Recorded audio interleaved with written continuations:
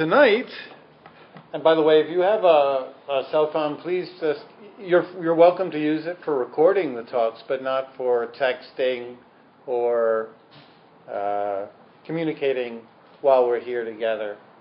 And I'm recording this for the podcasts, which are all available on Dharma Posts with an X NYC for free. You can download from the 285, I think, that are up there right now. So tonight's talk is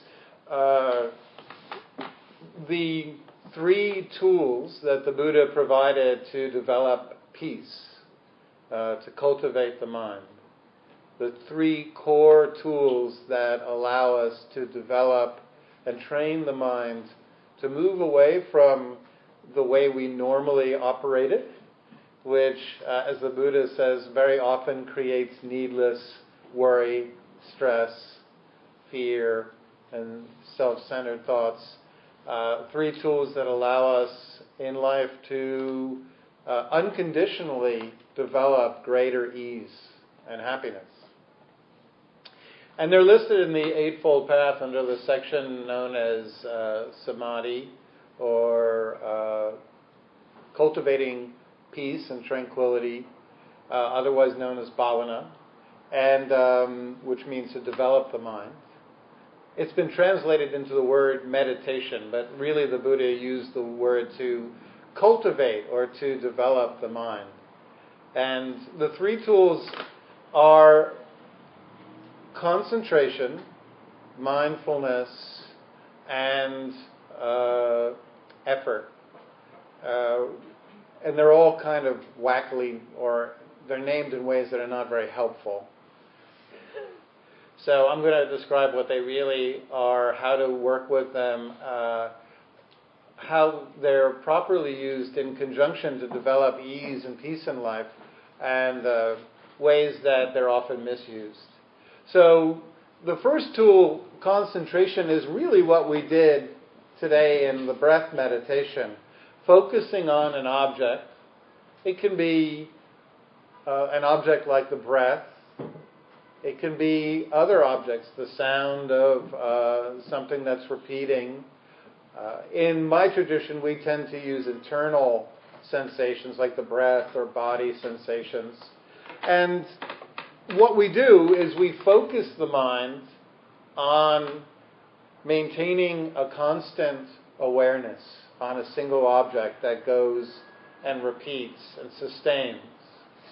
And then we learn to work with this sensation or this object, for example, the breath, to develop a sense of peace. Now, simply focusing the mind, a lot of neuroscience shows, a wonderful study by Harvard shows, the more you focus the mind on a task and don't allow the mind to wander wherever it wants, just that in and of itself is very skillful. When the mind is allowed to go wherever it wants, a part of the four regions called the PCC, which is a region involving the cingulate, basically kicks in what's known as default mode, allowing your thoughts to go wherever they want. And that sounds pretty pleasant, right?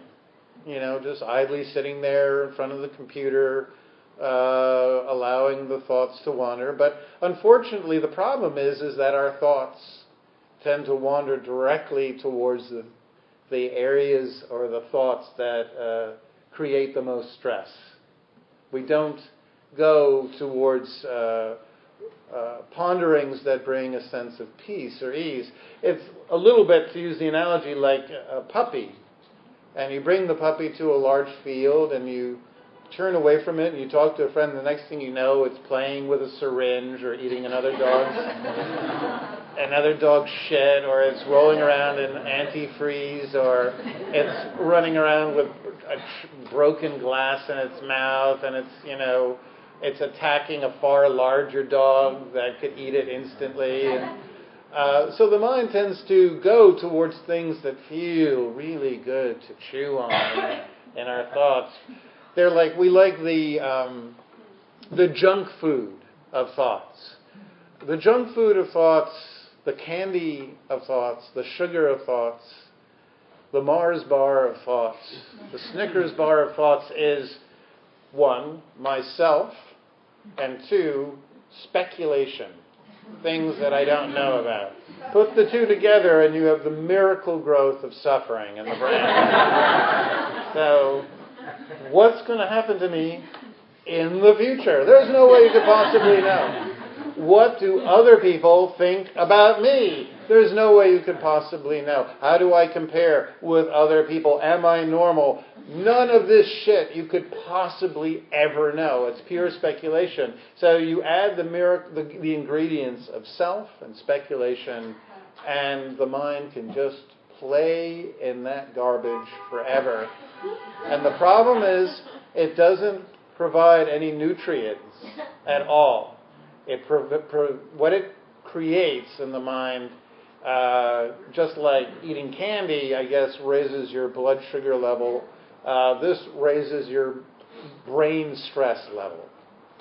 So, focusing the mind on a task, Harvard, in this wonderful paper called "A Wandering Mind is Not a Happy Mind," they determined that when the mind is focused on a task, just that, the getting out of the default mode network into a state of flow actually is stress reducing. The more we focus the mind on a specific task, even if it's just as simple as watching the breath or doing something very simple with the hands or listening to the sound of waves or whatever, just that is very peace-inducing. And then on top of that, like we did in the meditation, we can work with awareness to calm the mind. We can lengthen the breath if there's a lot of stress or agitation in the mind, if the mind is jumpy, to develop calm. Or if the mind is tired, we can make the in-breath full and hold it and energize the mind. So we can develop greater states of absorption and tranquility and bliss simply by working with an object and not allowing our thoughts to pull awareness wherever they want. So that's concentration. The second tool is mindfulness.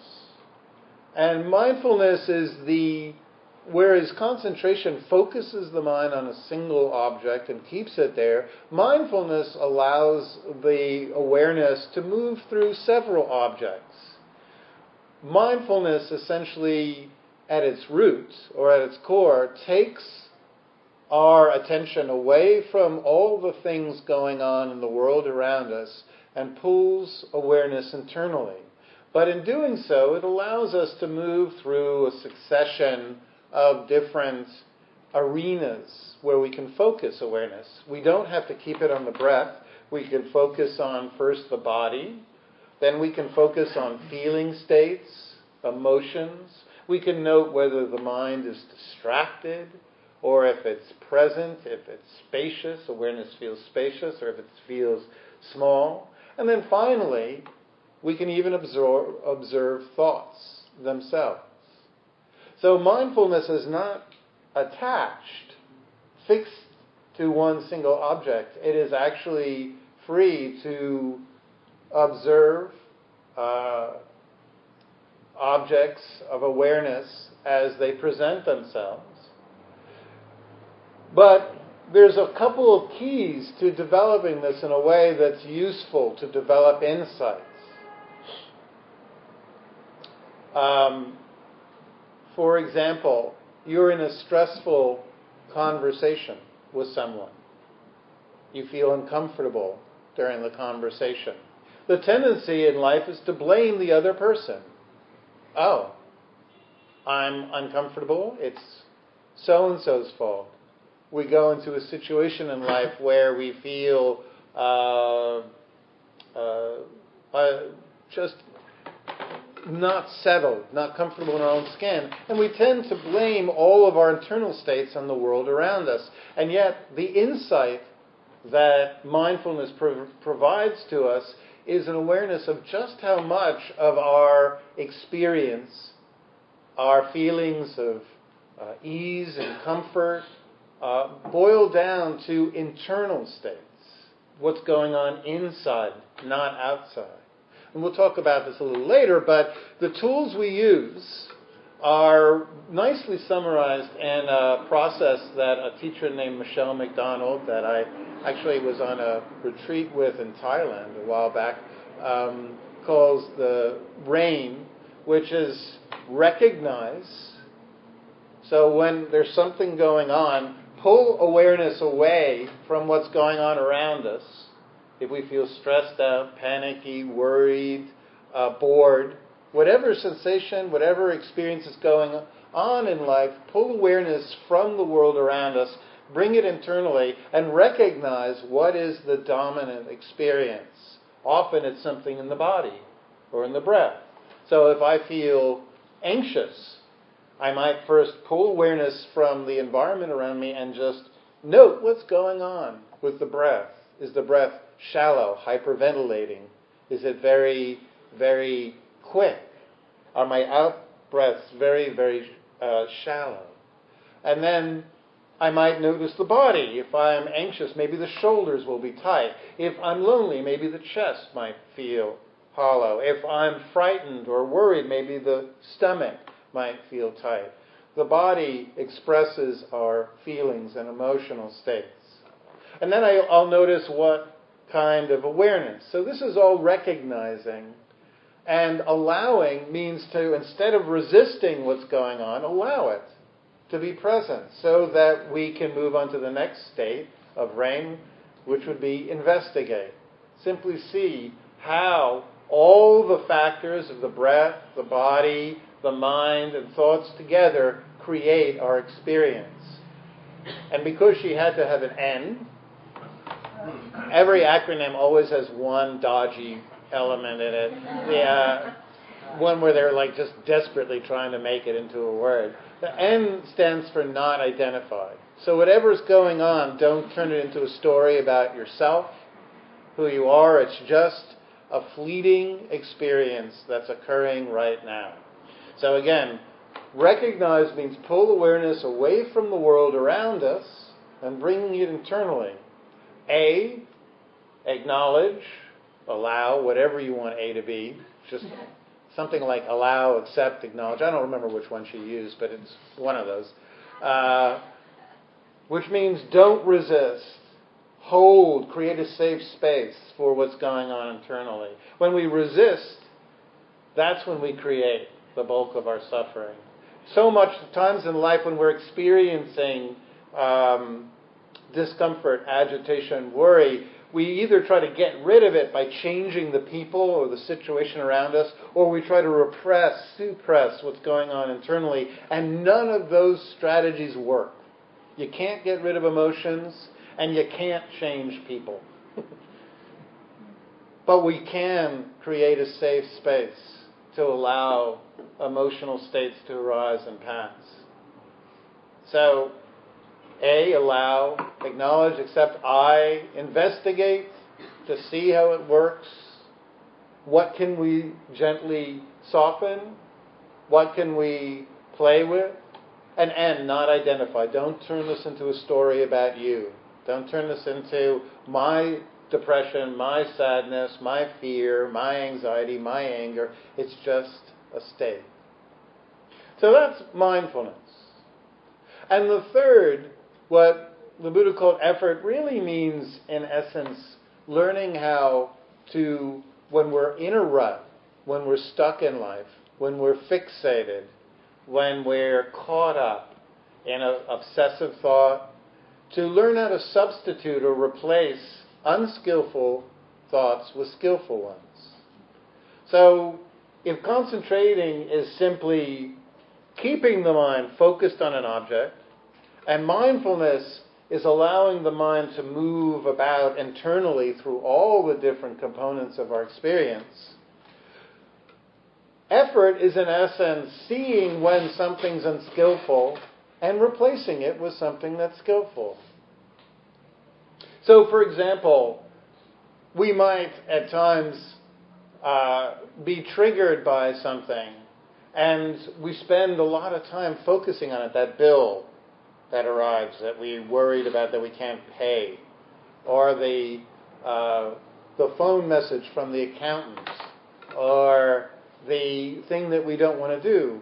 And so we push away and face it, and we push away. And sometimes the simplest thing to do is to first take a skillful thought and bring it to mind so that we're not caught up in this battle.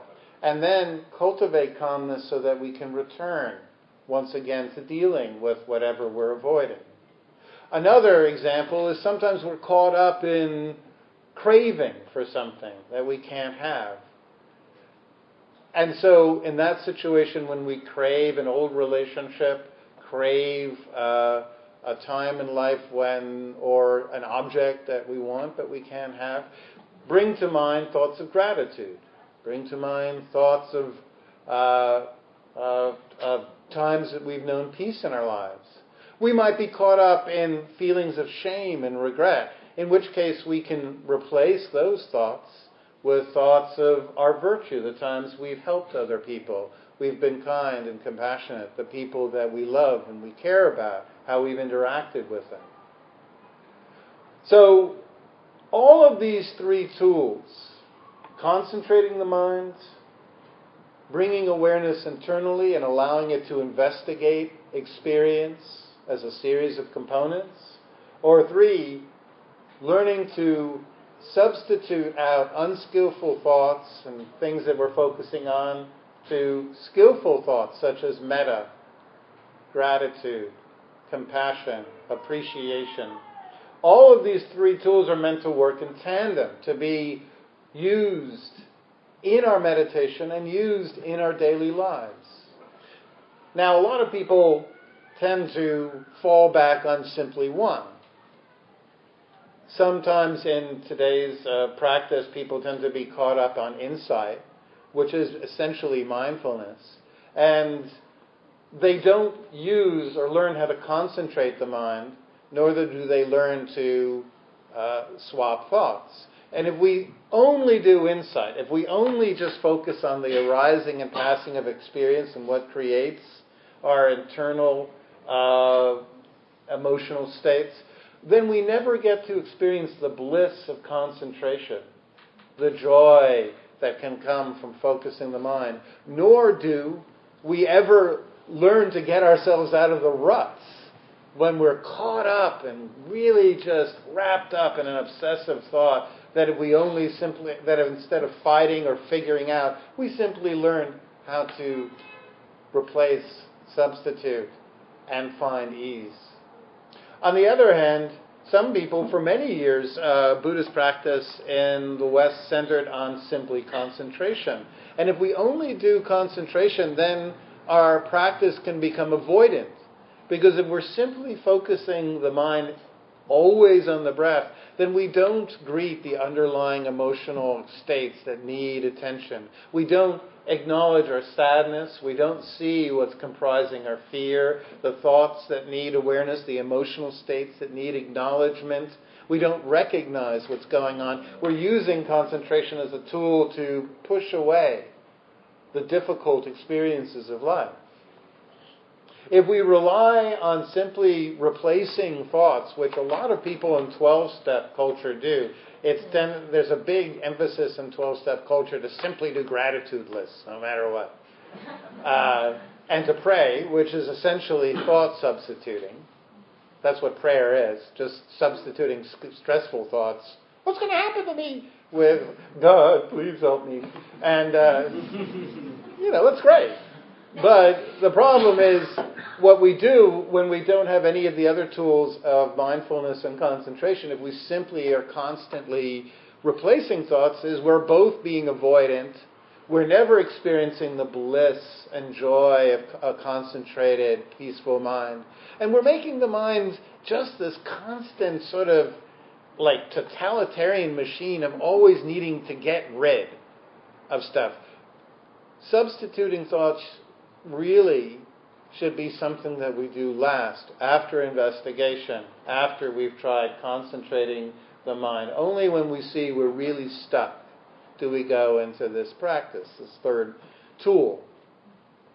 So let's talk about a really skillful way we can use all three of these together. Very often in life, I'll use the beach because it's the easiest one. Most people love the beach. You don't meet too many people that hate the beach, so it's a nice tool to use. If you hate the beach, just go with me. So most people love the beach. Like, oh, great, it's a beach day. Yay, beach day, beach day. Beach day song, picture Ren and Stimpy doing a beach day song.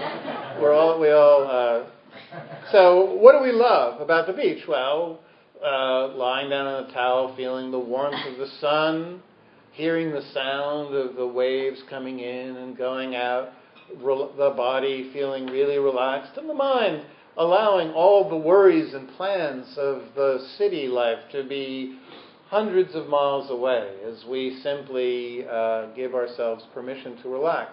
Now, if we associate our happiness and our peace that happens on the beach with being on the beach, if we say that our happiness is caused by the beach, then we've made our happiness in life conditional. It's dependent upon a warm, sunny day where we can get a ride out to Fort Tilden where all the other hipsters are or whatever. So that we... Is it open? Is Fort Tilden open? I don't know. Yes. It is. Okay, yeah. So we can... we need all those conditions to be met. If it's raining, if it's cold, if we can't get a ride, if the people we're with in the car are irritating, if we immediately get to our spot and we have to go to the bathroom and we're really persnickety, we had to get a space that's 1,000,000 miles away from the bathroom, then all of the happiness is conditional. But if we realize, what is it that really created my joy when I'm on the beach? Well, what is it really is I'm relaxed. I'm not allowing my mind to go to the thoughts that cause needless stress and suffering, like planning the future or regretting the past. I'm staying present. And I'm listening to the sound of the waves while I'm allowing myself to feel the feeling of the warmth on the skin. When you examine this through mindfulness shows us that you could do that any time you ever wanted. You could have a beach-like experience every moment of your life. In the middle of the winter, you could stop what you're doing. You could simply find a comfortable position, feel the warmth on your skin, feel yourself relaxing the body, feel the waves of the breath coming in and going out, and give yourself permission to put aside all the thoughts and the worries and the stories and the dramas that are creating agitation. In fact, the bulk of the happiness that the beach produces is in fact absolutely available unconditionally to us all the time. But it's only through investigating it, through mindfulness, that you learn what's creating the peace in your life and then how to recreate it. And then you recreate it using some of the other tools. You focus, concentrate the mind on the breath for a while, like you concentrate on the waves, or you concentrate the mind on relaxing the body so that you're not caught up in the thoughts that cause suffering. And then if there are thoughts that cause suffering, you use substitution to replace them, to reminding yourself of being on the beach, what that felt like. All of these tools you can use any time. And in tandem together, they form an incredible tool chest that in any situation in life can create so much greater states of ease. On the other hand, let's look at a situation where, what's a dire situation? I know. You're working for a living. God forbid. You're working for a living, and your boss comes in and says, I'd like to see you first thing Monday morning, and it's Friday afternoon. Well, for most of us, we'd be fucked, right? The entire weekend would be kind of screwed. And we would blame all the suffering on the fact that the boss wants to talk to us and we don't know what it is, and how dare they, and why can't they just tell me now, and if you're going to fire me, why make me come in on Monday, and what the fuck's the matter with you anyway, and you know, what did I do? And so what happens is speculation. And ourselves, we go back into the I and speculation, and we go into the future and into the unknown, and we're suffering. We're no longer present. The body becomes stressed out and tight.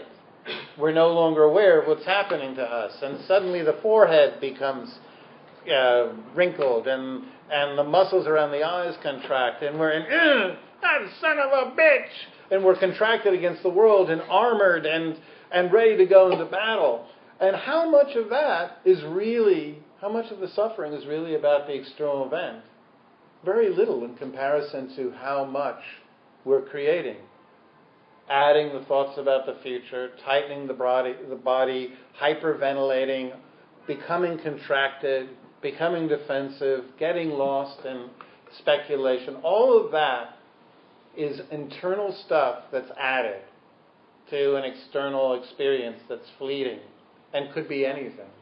And that's what we do throughout life when we're uncomfortable. And if we use mindfulness, we can bring the awareness within and see how much of the suffering right now am I adding by the way I'm breathing, holding the body, by how contracted my mind is around the story or the drama. Can I be aware of all the sensations around me, the feeling of the body, the clothes on my skin? Can I take in the sounds around me? Can I let go of all these thoughts about the future by giving myself a test? Again, we're using mindfulness, we're using concentration, and we're substituting thoughts all together in tandem.